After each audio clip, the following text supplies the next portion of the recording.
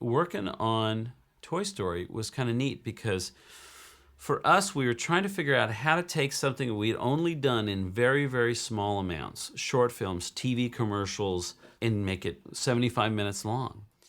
And, you know, the story was like, wait a minute here, this is a much more difficult thing than I thought.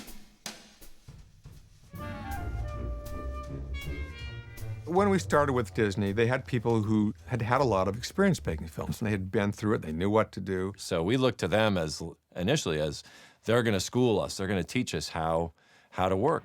Here's like the first year on the film was like, we would board a sequence, and then Tom Schumacher and Peter Schneider would fly up, and they would give us tons of notes on the boards, changes to make, ways to improve it to make it better. And then we would turn around those notes, and then we'd fly down to Disney, pin up our boards, and they'd give us more notes. And we'd even make changes that night, and then like at 6 a.m. or 7 a.m. the next morning, very early mornings, we would pitch it to Jeffrey Katzenberg.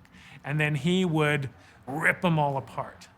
Jeffrey Katzenberg, who at the time was chairman of the Disney Studios and had great interest in animation, would always be pushing for what he called edge. And the Woody character became wildly unappealing at one point.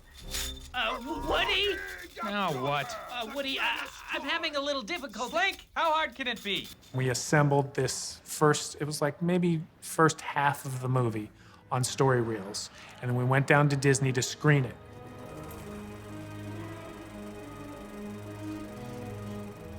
And I tell you, I sat there and I was pretty much embarrassed with what was on the screen. I had made it.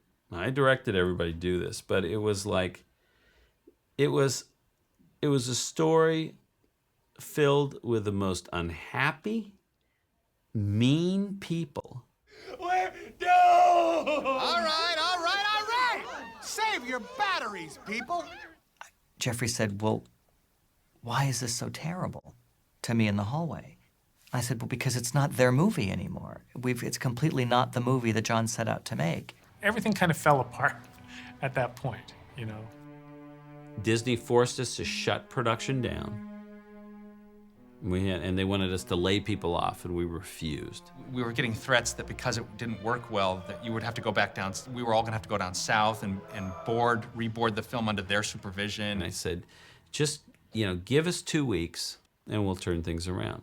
It was really very scary, and I think that's where we really bonded as a group. I turned to our guys and I said, let's just make the movie we want to make. We worked day and night. Andrew, Pete, Joe, myself, our story team, our editorial team. And so we just really went 100% with our gut. Everybody's helping everybody else. It was like we became one mind in a way. I just remember laughing a lot and drawing like crazy. And we were drawing for our lives. I remember we got this like frenetic overdrive way of working.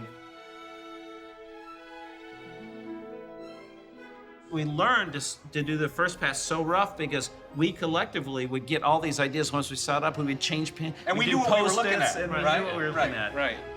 The other thing that was really important for me after that Black Friday screening was to make Woody likable. It was a real education to just filmmaking for us, that like just because a character has a problem or he's even not a likable person doesn't mean that they have to be an unlikable person on the surface. Right, because our goal was to make Woody so likable. Then when he started kind of becoming a jerk, it was like, oh, Woody, don't make those choices, instead of, what a jerk. I don't care about this guy. It's not always bad in this process to have things not work. When you have these crashing things that happen, the rebuilding allows the thing to be so much better. After this experience, we learned a lot of things. The most important thing we learned was to trust our own instinct and to make the movies we wanted to make. Okay, now, this is the reel that we showed on Black Friday before we re-envisioned Woody's character. It's, it's bad. It's really bad. It's kind of rough to watch these days. But hey, for history's sake, I think it's important to see, So this takes place right before they go to Pizza Planet. And all of the other toys are placing bets as to to see who Andy's going to take, either Woody or Buzz Lightyear. Woody! I'd just like to wish you luck. I know you'd do the same for me. Oh, yeah, well, yeah, there you go. Yeah. Whoa! Ho!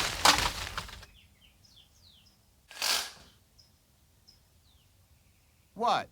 What are you, what's everybody looking at? What? Hey, he slipped. I tried to, I couldn't hold that. It was he slipped. Hey, I don't see him. I think he fell onto the street. Yeah, he's as good as roadkill. He ain't going to pizza now. Woody, you deliberately threw Buzz out the window. Hey, it's a toy world. Cowboy, where is your honor, dirtbag? You are an absolute disgrace. You don't deserve to wear a 10-gallon hat on your pint-sized head. Men, search and rescue. I want a medevac team on the double. Hustle up. Move it. Hey, spuds for brains. What do you think you're doing? Off the bed. Hey, off the bed. You gonna make us, Woody?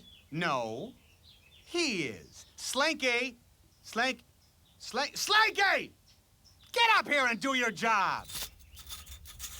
Are you deaf? I said take care of them! I'm sorry, Woody, but I have to agree with them. I don't think what you did was right. What? Am I hearing correctly?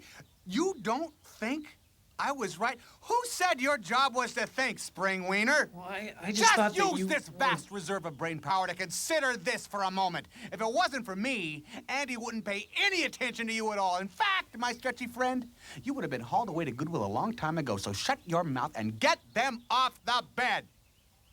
Do it.